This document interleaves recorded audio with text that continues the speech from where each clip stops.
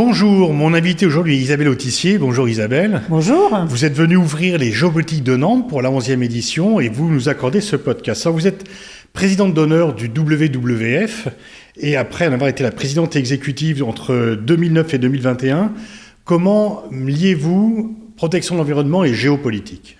On voit que ça a tout à voir ensemble puisque l'environnement, c'est au fond les conditions de vie des hommes sur cette planète. Comment est-ce que nos actions s'inscrivent dans la physique, la chimie et la biologie de cette planète qui nous porte.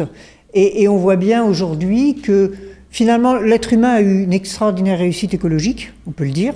L'être humain est une espèce qui s'est propagée de par le monde, qui a conquis énormément de milieux dits hostiles et qui l'a fait avec énormément de développement technique et technologique qui, en retour, ont une influence sur l'environnement. Donc on voit bien le lien entre l'organisation humaine des hommes, la société des hommes, comment est-ce que nous produisons, consommons et comment nous vivons, et puis les conditions environnementales et écologiques qui nous portent, même si aujourd'hui on en est très éloigné. Donc finalement, si je rapproche les deux, quelque part ça fait de la géopolitique, puisque c'est le lien entre les êtres humains et la planète sur laquelle ils vivent. Est-ce que dans son domaine-là, il ne pourrait pas y avoir plus de coopération que dans d'autres domaines ? On est dans un monde de confrontation, la guerre en Ukraine, la guerre dans d'autres domaines, la rivalité très vive et de plus en plus vive entre la Chine et les États-Unis. Est-ce que la protection de l'environnement ne pourrait pas être un facteur de rapprochement entre puissances qui sont en compétition ? Bien sûr, puisque nous sommes touchés, alors pas tout à fait tous de la même façon, puisqu'on sait évidemment aujourd'hui que, en gros, les riches des pays riches sont à l'origine de la plupart des désordres, d'une partie plus importante des désordres en tout cas que les pauvres des pays pauvres, mais que par ailleurs, ce sont en général les pauvres des pays pauvres, parce qu'ils n'ont pas les moyens, parce qu'ils sont plus dépendants souvent de la nature, qui payent le tribut le plus lourd aux désordres environnementaux. Mais quand même, personne ne se sauvera tout seul.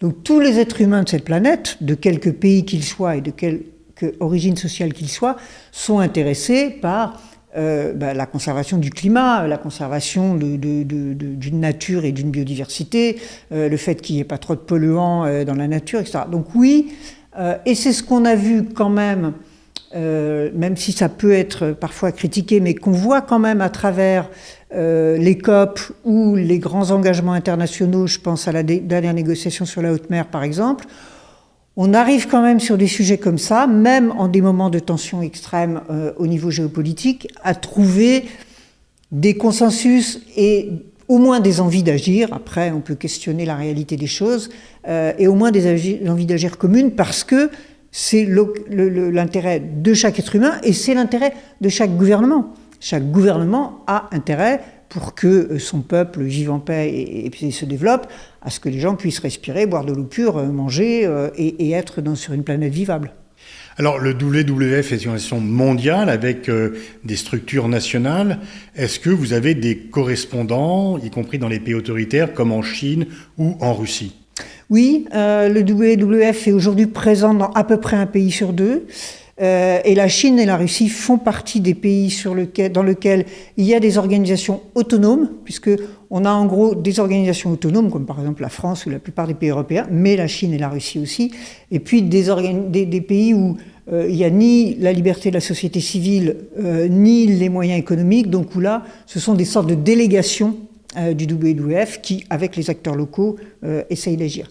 Mais oui, la Chine et la Russie, la Chine depuis quelques années, la Russie depuis plus longtemps, sont des pays autonomes, maintenant travaillent dans des conditions, en particulier en Russie, extrêmement difficiles, puisque le WWF russe a été inscrit comme agent de l'étranger, comme la plupart des ONG. Comme la plupart des ONG, en particulier environnementales, ce qui rend extrêmement compliqué, évidemment, le travail avec les États, parce que nous ne pouvons pas évidemment agir que de notre propre chef, il nous faut absolument entraîner les États, et en l'occurrence en Russie, en ce moment c'est particulièrement difficile. Et en Chine, du fait que les autorités gouvernementales ont pris eux-mêmes conscience de problème de l'environnement, il y a plus d'espace.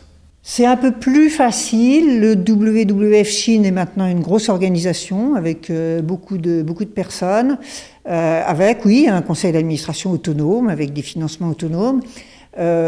On a un petit peu deux niveaux de relations. Je pense qu'au niveau supérieur de l'État, on a de relativement bonnes relations, même si ils gardent un œil assez attentif sur le discours porté par le WWF Chine. Nos collègues ne sont pas quand même tout à fait en capacité de faire ce qu'ils veulent. Par exemple, à un moment donné, ils nous ont vanté les nouvelles routes de la soie, qu'on peut questionner d'un point de vue environnemental quand même. Mais disons qu'au niveau national, ça se passe plutôt mieux parce que le gouvernement a pris conscience qu'il y avait beaucoup de révoltes à caractère environnemental en Chine, et qu'il fallait assurer les conditions de sécurité environnementale pour les Chinois. Donc, on arrive à trouver des ententes. Sur les gouvernements régionaux et locaux, c'est plus compliqué parce qu'on est souvent dans des considérations d'économie beaucoup plus locales et régionales, avec évidemment, en général, des gens qui sont, je dirais pas mafieux, mais pas loin, et qui, au fond, n'ont pas grand-chose à faire de la vie et des bonnes conditions de vie des populations locales. Donc, c'est souvent plus compliqué. C'est difficile de faire des généralités, mais il y a quand même un petit peu ces deux niveaux en Chine. Et en Afrique, il y a aussi un enjeu important pour la préservation des forêts. Vous avez des partenaires, vous avez des bureaux? Oui, il y a des bureaux dans beaucoup de pays africains. Il y a peu de pays africains qui arrivent à avoir des organisations autonomes. Encore une fois, pour des conditions soit de liberté de la société civile, soit des pays qui sont extrêmement déstructurés ou qui n'ont aucun moyen financier. On essaye il faut qu'on travaille avec le gouvernement. Notre parti pris n'est pas d'arriver justement avec une sorte de colonialisme vert, comme on a entendu parfois cette expression, d'arriver en tant qu'Européen ou Américain en disant voilà comment il faut faire des réserves ici, il faut faire ceci là. Non, on est évidemment un peu les mains dans le cambouis parce que c'est parfois extrêmement compliqué, mais obligé. Il faut absolument travailler avec les populations locales. Il n'est pas question de venir comme ça donner des conseils ou des ordres à qui que ce soit. C'est la relation de ces gens-là avec leur nature et le besoin qu'ils ont de leur nature qui doit nous conduire pour protéger ces territoires et donc protéger ces populations. Le lien est très étroit. Et puis oui, il faut travailler avec le gouvernement. Il y a toujours des ministres de l'environnement dans n'importe quel pays, même très autoritaire. Donc là, il faut avancer sur des lignes de crête qui sont assez compliquées pour quand même essayer de faire avancer un peu les choses. Il y a un pays qui est aussi majeur et où il y a un changement politique qui permet un peu d'espérer, c'est le Brésil. Quelles sont la problématique de votre organisation au Brésil ? Alors le Brésil, effectivement, ça a été des années terribles pour nos collègues du WWF Brésil, les années Bolsonaro, puisqu'il y a eu quand même une déconstruction de l'ensemble du travail qui avait été fait. Bon, le grand sujet du Brésil, c'est la forêt et c'est donc l'agriculture, qui sont deux sujets extrêmement liés. Donc on a beaucoup régressé sous Bolsonaro. Là, on recommence à pouvoir, je dirais, être entendu. Et donc à pouvoir faire notre travail qui est un travail de lobbying politique et aussi de rassembler des citoyens sur un certain nombre de problématiques. Donc ça va mieux.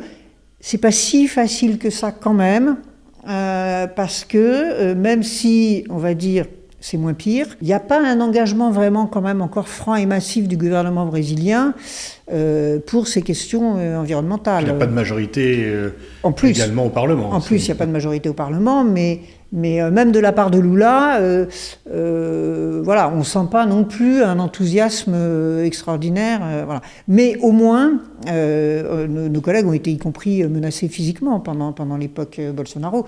Donc ça, au moins, ça n'existe plus. Donc on recommence à pouvoir travailler. Mais c'est dur parce qu'il faut revenir à l'attaque, il faut essayer voilà, ça prend beaucoup de temps finalement de revenir au point zéro. On est descendu...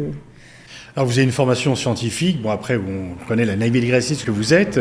Qu'est-ce qui vous a conduit, d'où est née votre conscience politique et écologique? Qu'est-ce qui vous a fait vraiment? C'est en naviguant, c'est en lisant? Alors moi j'ai plusieurs influences. Depuis que je suis très jeune, sans doute sous l'influence de mon milieu familial, qui était un milieu extrêmement ouvert sur ce qui se passait sur le monde. Moi je lisais Le Monde et Le Figaro, qui on lisait à la maison, quand j'avais 12 et 13 ans. Et donc, voilà, j'ai toujours eu un intérêt pour les choses du monde. Quand j'avais 18 ans, c'était une autre époque. On était plus sur, justement, par exemple, la libération des peuples, voilà, tous ces sujets-là. Donc, j'étais partie prenante en tant qu'étudiante. Donc ces questions-là m'ont toujours intéressée. Et au fond, à travers mes études scientifiques, et en particulier à travers les 10 années de pratique professionnelle avec les pêcheurs, en particulier bretons, là j'ai pris conscience des désordres environnementaux parce que je les avais sous les yeux. Parce que moi, en tant que scientifique, je voyais comment on calculait et qu'on pouvait prévoir, par exemple, l'évolution des populations de poissons en fonction de l'effort de pêche. Et je voyais qu'on allait vers d'énormes difficultés. Et je voyais l'impossibilité de faire comprendre aux acteurs, que ce soit les pêcheurs, que ce soit les pouvoirs publics, qu'on allait dans l'impasse. Et donc ça m'avait beaucoup marqué, cette sorte d'impuissance qu'on retrouve encore en partie, pour les scientifiques qui peuvent voir les choses avec des arguments du concret et du réel. Il ne s'agit pas d'avoir des théories dans la tête, il s'agit de mesurer. Et cette incapacité à pouvoir partager la vision que ça entraînait. Donc ça a quand même été vraiment à l'origine du basculement pour moi, donc c'est du coup très ancien, sur l'idée que les questions environnementales avaient tout à voir avec les questions humaines, avec les questions y compris de démocratie, avec les questions de développement, avec voilà. Donc au fond, j'ai fait ma petite synthèse à moi entre ces deux choses. Et quand, en particulier au tournant des années 2000, où j'ai décidé d'arrêter la course au large qui me monopolisait un peu beaucoup, là c'était clair dans mon esprit que je devais essayer de prendre ma part, comme on dit. Parce que voilà, toutes ces questions avaient mûri dans ma tête et qu'au fond, la pratique aussi que j'avais de la mer et du large me faisait dire que qu'est-ce qui vous assure votre sécurité quand vous êtes en mer ? C'est pas de jouer les malins en disant j'ai le plus beau bateau, c'est de comprendre votre environnement et d'adapter votre stratégie humaine sur l'eau à cet environnement. Et en revenant à terre, on a toujours l'impression que, tiens, à terre, on fait le contraire. On fait les choses et après, on se demande quelles en sont les conséquences. Alors que nous, les marins, il n'y a pas de sécurité en mer si on ne fait pas comme ça, si on ne part pas des conditions et de ce qui se passe autour de nous en termes physiques pour aller vers une décision stratégique. Et ça m'a beaucoup marqué aussi.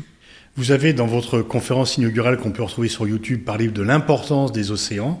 Pouvez-vous nous dire un peu plus en quoi la protection des océans est vitale pour l'avenir de l'humanité ? Les océans nous apportent tout un tas de choses qui sont absolument indispensables pour les êtres humains, quels qu'ils soient. Déjà la moitié de l'oxygène atmosphérique qui est produit par le phytoplancton marin. Il nous apporte quand même l'absorption des gaz à effet de serre, l'absorption de l'excès de chaleur dû à ces gaz à effet de serre. Il nous amène une régulation du climat, il nous amène évidemment en termes biologiques une nourriture. Il ne faut pas oublier que 2 milliards d'habitants sur Terre tirent leurs protéines de la mer. Donc on a des enjeux extraordinaires. Et puis aujourd'hui, la mer est devenue un acteur économique incontournable. Une étude du WWF d'il y a quelques années montrait que quand on regarde tout ce qui est produit, entre guillemets, par l'océan, et qui est monétarisé par les sociétés humaines, si l'océan était un pays, ce serait la 5e puissance économique du monde. Donc ce que nous tirons aussi bien pour notre survie, je dirais factuelle de tous les jours, que pour le développement économique de nos sociétés, l'océan y est pour une part absolument incontournable. La France est une grande puissance maritime, c'est le 2e pays pour la zone économique exclusive après les États-Unis. Elle a une importante flotte. Est-ce qu'elle joue son rôle ? Est-ce que la France exerce ses responsabilités, son leadership sur les questions liées aux mers et aux océans ? Alors absolument pas assez. Ni en interne ni en externe. Et vous avez raison, la France a une grande recherche, une grande marine, des grands armateurs, un territoire maritime, si on compte la ZEE, qui est effectivement le 2e du monde, enfin, énormément d'atouts. Et au fond, tout ça, en interne, est complètement morcelé, chaque ministère ayant son petit précaré, qui le transport, qui la pêche, qui la défense, qui... Voilà. Donc, aucune vision un petit peu globale, finalement, de ce qui pourrait être notre force collectivement en France. Et du coup, comme on n'a n'arrive pas à avoir cette vision globale, bien que nous ayons encore une diplomatie forte dans le monde. Eh bien, nous avons beaucoup de difficultés à nous imposer, à imposer des idées, à construire tout simplement vraiment un logiciel qui serait un logiciel franco-français pour avoir une vision de où est-ce qu'on veut aller sur l'océan en termes de protection, en termes de sécurité, en termes de développement. Aujourd'hui, je n'entends pas la voix de la France portée de manière forte. Oui, nous sommes dans un certain nombre d'instances, oui, nous donnons un certain nombre d'avis, mais ce n'est pas du tout à la mesure de ce que nous devrions faire. Vous avez accès aux décideurs, vous êtes écoutés, vous êtes très influente. Quand vous dites ça aux responsables, à ceux qui sont en charge, qu'est-ce qu'ils vous disent ? Oui, alors faut pas exagérer non plus. Vous avez une voix quand même. Oui, enfin, j'essaye d'en avoir une et de porter un point de vue. Toujours, il y a une façon un petit peu de se défausser. D'abord de dire, mais si on fait quand même ça, et puis vous avez vu, puis là on a dit quelque chose, et puis le président a dit ça, et donc vous voyez qu'on fait quelque chose. Il y a aussi une façon de se défoncer un peu derrière l'Union européenne, de dire, ah mais oui, mais ça, c'est pas notre histoire. C'est le problème de l'Union européenne, donc évidemment, là, vous comprenez, il faut qu'on négocie avec les autres pays, il faut que tout le monde soit d'accord, et puis il faut faire attention. Donc en fait, je n'ai pour l'instant jamais rencontré un politique vraiment... sauf peut-être Jean-Luc Mélenchon, qui a une vision de l'importance de la mer et du polaire qu'ont peu de dirigeants, quelles que soient ses positions par ailleurs. Mais sinon, j'ai jamais rencontré un politique qui me dise « Ah bah oui, bah là on va y aller et on va s'en occuper ». Vous êtes à la fois ambassadrice de la Ligue des droits de l'homme, et puis on connaît vos fonctions donc au WWF. Est-ce que vous faites le lien ?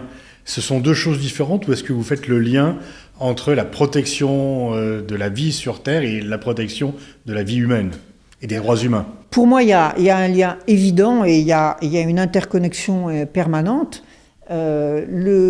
Avoir une vie digne sur cette planète, c'est d'abord pouvoir respirer, boire, manger. C'est aussi, après, avoir un toit. C'est aussi vivre en paix. C'est aussi pouvoir connaître un développement, avoir de la santé, de l'éducation. Donc, tous ces sujets-là, si on les croise avec les sujets environnementaux, la santé, c'est un sujet environnemental, c'est un sujet aussi qui touche les libertés des gens. Voilà. Tous les sujets. Et on voit bien d'ailleurs que de plus en plus les combats environnementaux se doublent de combats pour la liberté d'expression, par exemple le fait de pouvoir s'exprimer, on parlait tout à l'heure par exemple de la Russie, le fait de pouvoir s'exprimer sur une question environnementale, ça fait partie des droits de l'homme. Donc on voit bien qu'il y a un croisement permanent entre les questions environnementales et les questions des droits de l'homme, que font d'ailleurs beaucoup d'organisations. On essaye de se soutenir, même si chacune a évidemment son mode d'expression et ses sujets, mais on voit bien que les sujets se croisent de plus en plus. En 2014, vous aviez accordé un entretien à la revue de l'Iris. Vous disiez qu'on a peur de ce qui est inconnu et l'océan n'est que mystère. Donc, est-ce que l'océan nous fait toujours peur ? Est-ce que nous avons peur des océans et de la mer ? Oui, on en a peur et on fantasme aussi beaucoup. Et dans le fantasme, il y a des choses positives. C'est-à-dire que, par exemple, aujourd'hui, il y a tous ces espoirs autour de l'énergie qui pourraient venir des océans.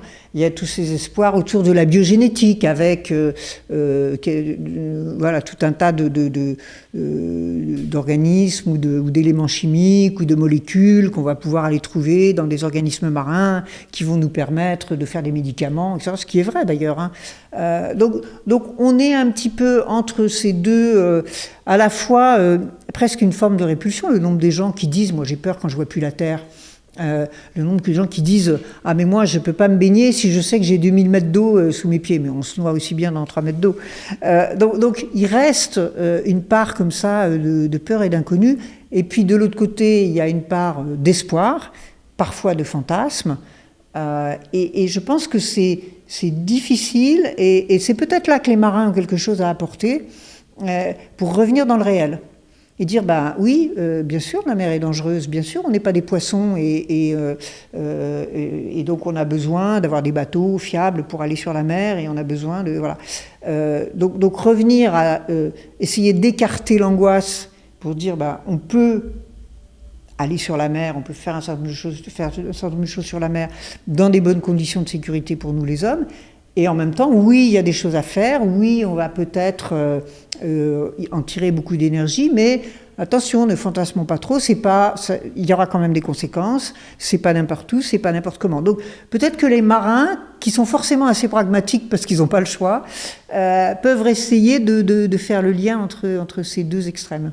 Dans les années 80, 82, signature de la Convention de Montego Bay, il y avait beaucoup d'espoir sur l'exploitation des nodules polymétalliques qui pourraient être mis au service du développement.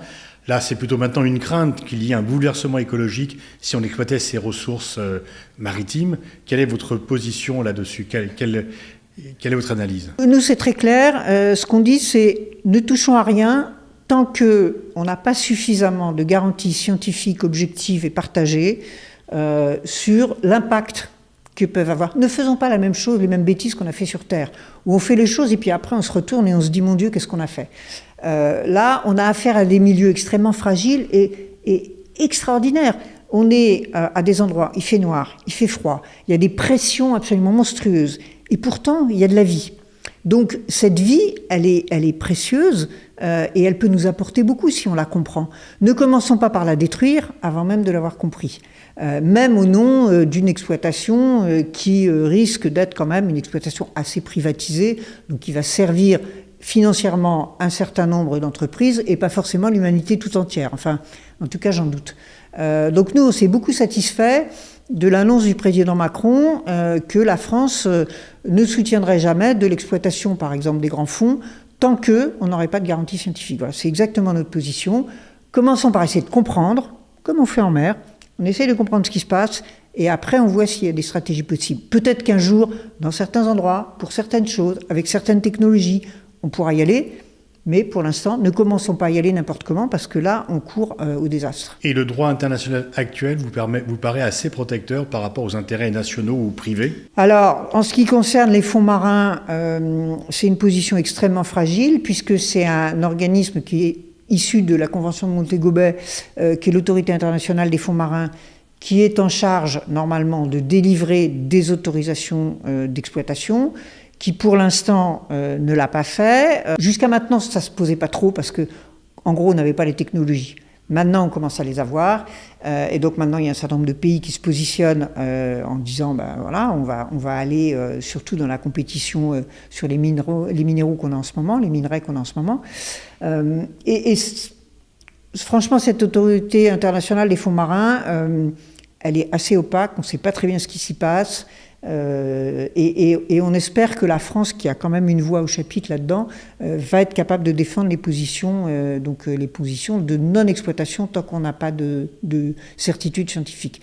Mais pour l'instant, c'est encore très fragile et ça va se résoudre dans l'année ou les années qui viennent. Pour conclure, on voit tous les dangers qui pèsent sur les océans. Est-ce que vous avez des raisons d'être optimiste ? Est-ce qu'il y a au moins un message d'espoir ? Oui, alors il y a un énorme message d'espoir, c'est que quand on laisse l'océan respirer, c'est-à-dire quand on arrête les agressions contre l'océan, qui sont des agressions soit chimiques par des polluants, soit sur les questions du climat avec l'augmentation des températures, soit sur la surpêche, soit quand on définit par exemple des aires marines protégées, réellement protégées, avec de réelles lois de protection et contrôle, l'océan, la biodiversité océanique réagit très vite et très bien. C'est-à-dire qu'on voit très vite, au bout de quelques années, de 4-5 ans souvent, on voit revenir de la biodiversité en quantité, en qualité, les écosystèmes se reconstituer, se remettent à absorber mieux le carbone atmosphérique. Donc, on a encore un potentiel vivant qui, même s'il est attaqué dans beaucoup d'endroits, a encore la possibilité de réagir et de revenir à un océan vivant dont nous avons besoin. Donc ça, c'est un grand message positif. Merci de cette conclusion qui ouvre quand même de très belles perspectives. Merci beaucoup Isabelle Autissier. Merci Pascal.